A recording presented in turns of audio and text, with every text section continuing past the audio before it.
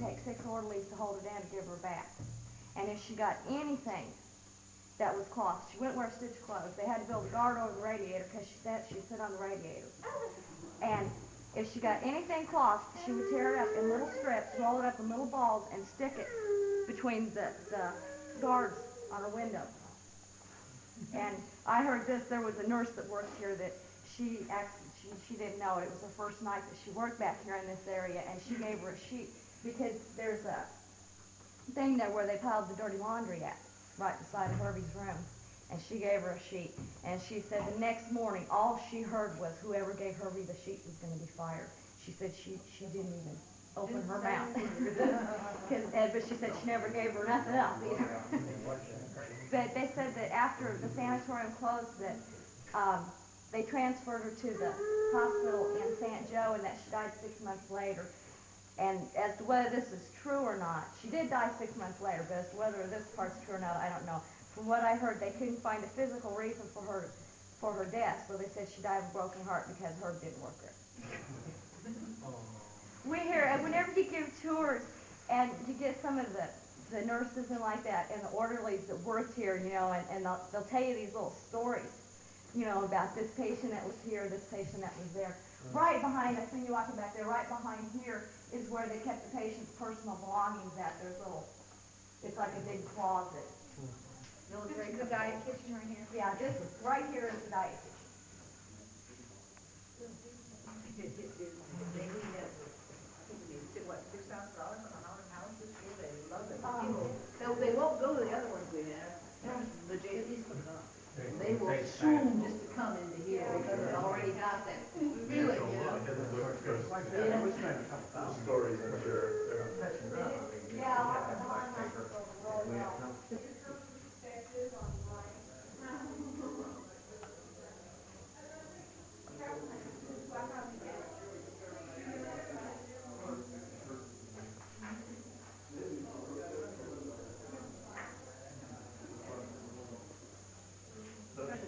Or if they wanted to write a letter, they came into this room here.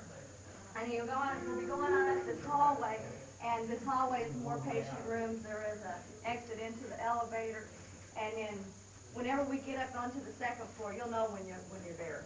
It's a big difference. If you want to gather around, I'll tell you about it, and then you can wander around up there.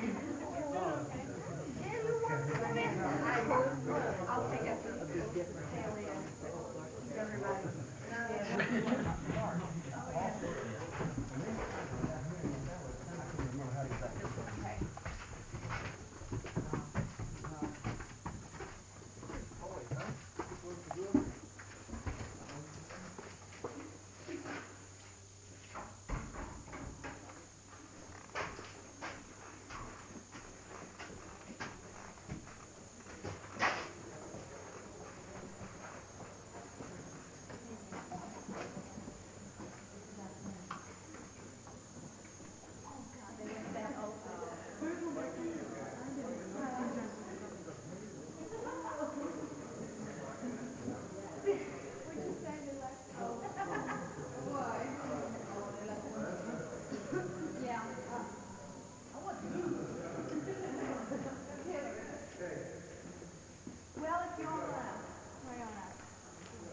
I'll let you back over here, please. Yeah, then I'll let you wander around. Whenever you came up on the ramp right here and these little doors right here, this is where they kept like candy, cigarettes, like that, and they sold to the patients. This area here, this floor that we're on right now, was kind of like a big lounge. There are patient rooms all along. All these are patient rooms, except there is like restroom facilities over here, restroom bath facilities, and there's a diet kitchen. On the corners, on both of the floors, there are bigger rooms that have, don't look at him, he's left over from the haunted house. On the third floor here, it was divided off. One half was a doorway in the middle. Okay, if, say, a woman wanted to talk to one of the male patients, she had to go up and knock on the door and then wait for somebody to answer the door. If nobody answered the door, then it was just like going to your neighbor's house, is what it was like.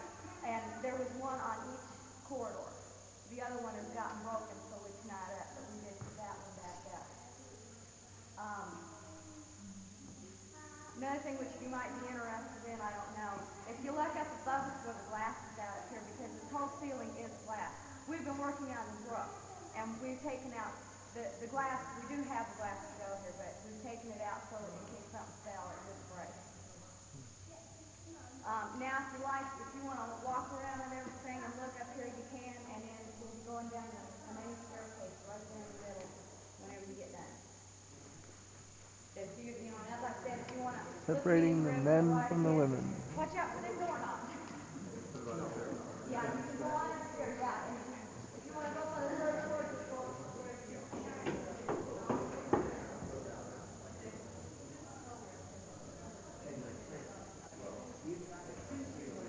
It's all brass,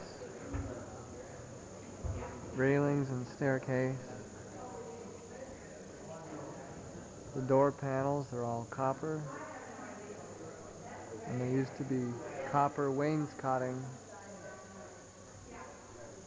from the chair rail below along all the wall.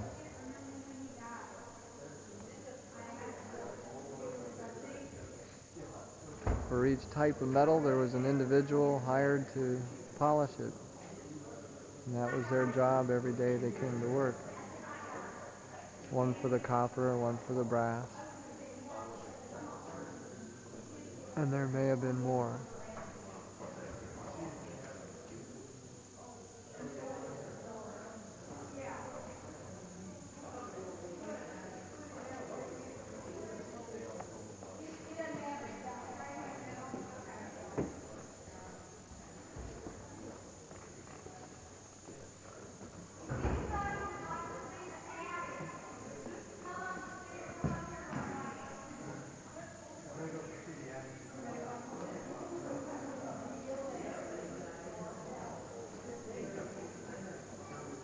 Like the inside of a cruise ship.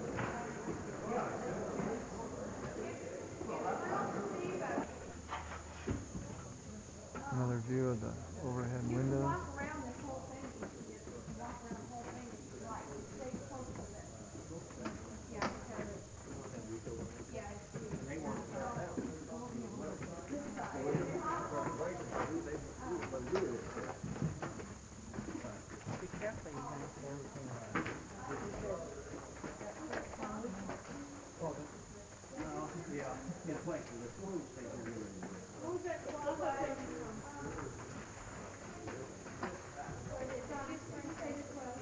I think they had shades or something. it's the back side of the ceiling. That's the plaster. What's the cloth from? That shading? Okay. It was put up. Like if it got too hot, they stretched those out. They were big awnings is what they were. The little cloth is rotted away now. And it was also, they also thought that they could use it again if they ever had a blackout. You know, because this really was most important.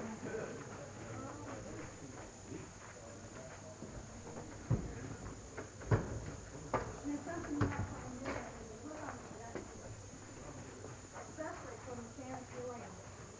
Now, these will be the closer names and everything. This guy here, he's a real artist with Louis Grant. This is gold, he does everything out here. And then they're all over. December 23rd, 1926. Pretty foggy day.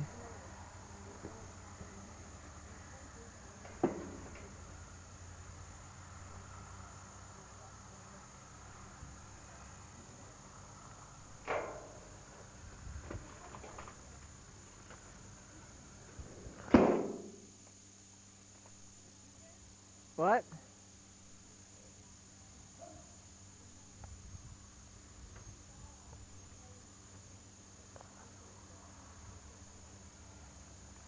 Attic signs of deterioration.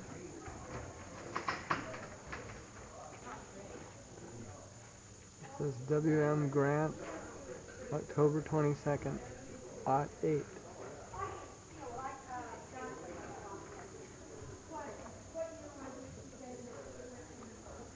Leo Wardall, November 13th, 1919.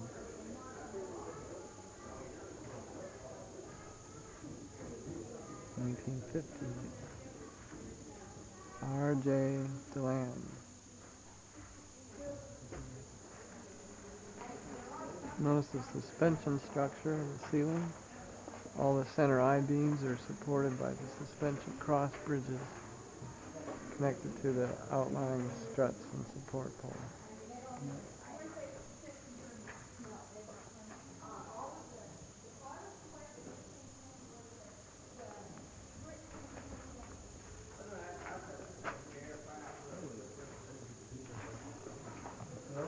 The bricks were from Pennsylvania.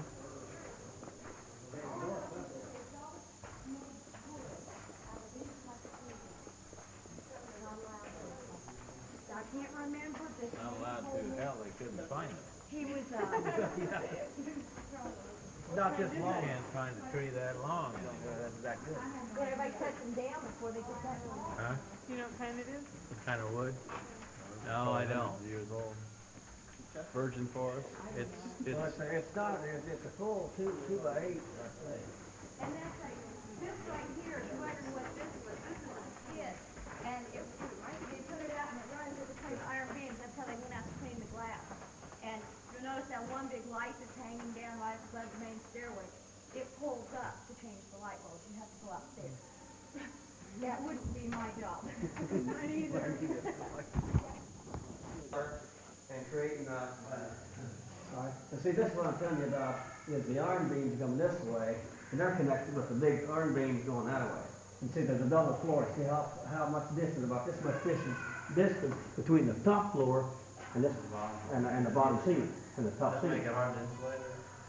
Well, they don't really need, this is dead airspace is all it is. But there's no way to fill between the I-beams. So you got your tin on top up there, you got your tin laid down, your tin laid down on the iron beams. And then this ceiling here is, well, somewhere I can show you the iron beams, because we got the line, like, we can spin the most. They never say, let's don't spin but just a little bit. They say, let's spin the most.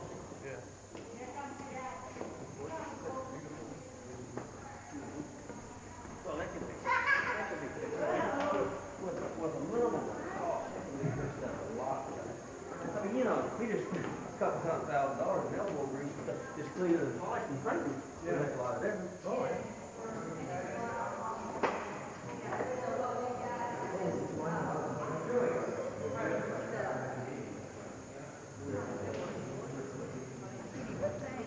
Just the material. He said, I got the hiccup.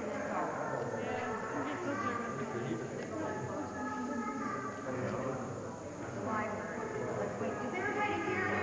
I think so. Okay, if you want to gather in here so you can hear, this is another nice echoey room. It's all right. I want to get out of your way. I'm allowed to do that. I'm the one that's sweet. One other thing I was going to tell you, when we went up into the attic and we come back out the door, onto the balcony, right there is where the laundry chute was. Now, there was this one male patient that the end I mentioned was for the male. And there was one male patient, and he was constantly going down the laundry chute. He thought he was going to get out.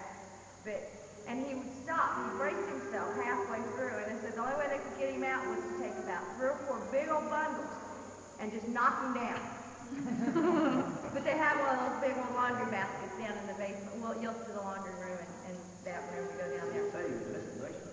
Yeah, well, that's last. But I'm used to giving summer tours also. The attic's the warmest. I should have taken you down the basement first and into the attic.